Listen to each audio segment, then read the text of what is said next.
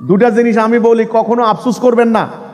এক, কার ঘরে জন্ম নিয়েছেন, রিক্সাওয়ালার ঘরে নাকি সচিবের ঘরে, না আফসোস করেন না।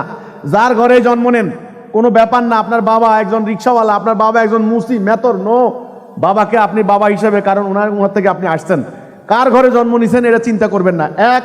দুই, কোন দেশে কোন মাটিতে জন্ম নিছেন চিন্তা করবেন না। এখন আপনি যদি বলেন শালা কেন যে বাংলাদেশে জন্ম নিলাম, আজকে যদি অস্ট্রেলিয়া জন্ম নিতাম আজকে আমার মাথা পিছু আয় হইতো $10,000, আর এখন মাথা পিছু ঋণ হচ্ছে 2 লাখ টাকা।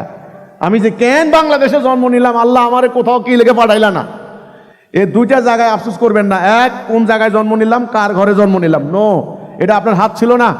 বরং আপনার কর্ম, আপনার আমল, আপনার লক্ষ্য আপনার অবস্থানটাকে পরিবর্তন করে দেবে। কার ঘরে জন্ম নিছেন সেটার উপরে জান্নাত জাহান্নাম নির্ভর করবে না।